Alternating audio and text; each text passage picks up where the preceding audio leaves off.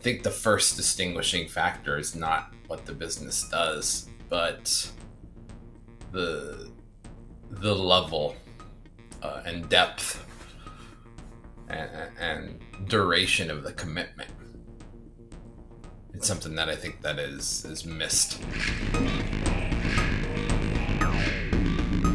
The quote today is gonna be from Archimedes. I know you want him, and he's quoted often. The weird thing is that the quote seems to change, depending on there's like so many variations of that quote. But I would just give one that I read in Peter Drucker book, which is, "Give me a place to stand on, and I can lift universe off its hinges." The reason I'm quoting this is that the important part of this quote is the place to stand on, and how it relates to business, meaning that people come to us and they want to go somewhere, as in their become a bigger fish, make their business greater, better, make more sales.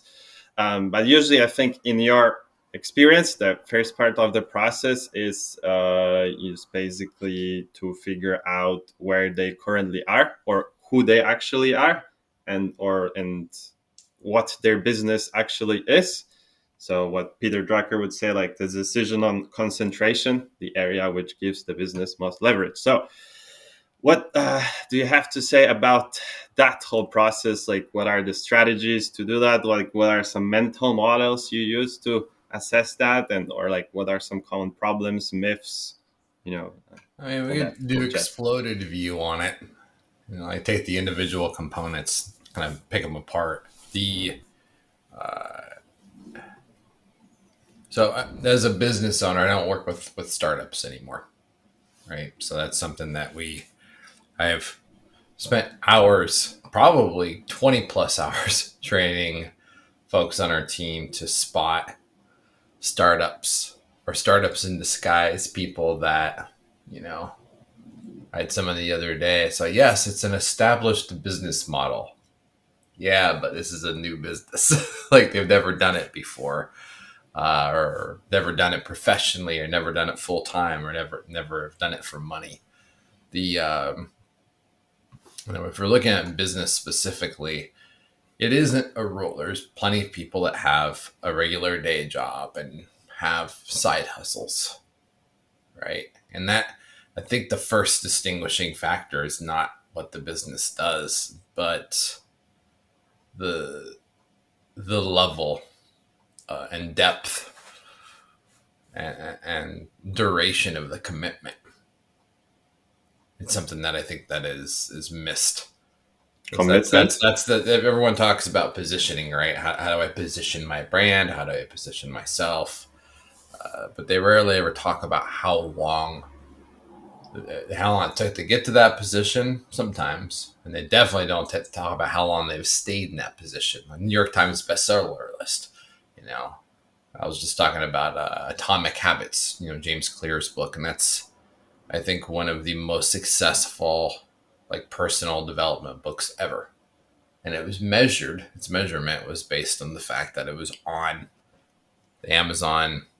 Like it dominated like 5 categories at Amazon, New York Times bestseller list, Wall Street, like all of these lists, but it stayed there for a long time. It was its staying power that was interesting. So I think that uh, the voodoo way in this case is not to talk about industry vertical first, but by time. And then people overlook that a lot. They overlook like, oh yeah, everyone has decades of experience or hundreds of years of experience combined across my team. But big old but, even though that's an overused tactic, I think that it's at least internally, maybe not as a marketing ploy. I think that it's important to determine time. And there's folks that, yes, I've been in digital marketing since 1999, right? And if someone says that and that's all they've done, and maybe they've had a lot of different jobs, and maybe they started in website stuff, and then they went to SEO, they went to this, and they like kind of traveled a bit. I have like a much higher level of respect for them because they've been in it for so long. And even though they might not be number one anymore in their profession, and that's the thing here is there's this idea of the practitioner, the consultant, the boss, the entrepreneur, and where they live. So those are two very, very different things. My identity hasn't changed that much over the years, but my position in the market and where I've decided to go and where I've decided to leave has changed a lot. So people typically, I had someone describe me as well, scrappy and as a survivor, and it's very true. It's very true. I've also had people say that, oh, you're not making X million dollars a year right now, and you've been doing it for that long. What are you doing wrong? So two different. And what would you say, like, if I had the counter argument of saying that now the world and the market and, everything around is changing so fast that, the number of years someone has done something really does not correspond well to, how like how knowledgeable, like how up to date they are with like what the current needs are in the market. You know what I mean? That someone can come in and swoop in. So like, how does the Oh, years? yeah. Now, when you start talking about the protection of your position, like how do we? It's I would say it goes way way beyond Warren Buffett's moat. He wants investment opportunities that have a wide, deep moat around it. It's very difficult to duplicate that business. In the business I'm in now, the mechanics of the business are simple to duplicate. You could hire writers, you could hire marketing nerds, you could hire, e-commerce strategists, we could hire ads people, we could hire, I mean, all those people exist, right? And so my business itself doesn't have that much that Uniqueness. much insulation, not much protection from competitors. It just doesn't. Like we were in like the top number 4 spot, I think, on Clutch for a good like year.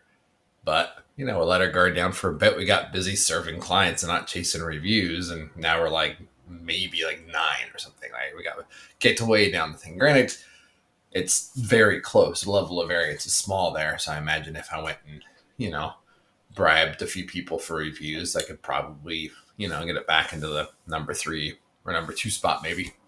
Right, that's doable. But the fact that it was that easy to get knocked down, but it's going to be that easy to go back up. Actually, it that isn't a very, what do they call it, investing. I don't have a very defensible position right now. However, my What team war? Yeah. is Go ahead. very defensible, and I am very defensible. So if we had to close shop tomorrow and go do something else in the marketing space, we'd be able to do it.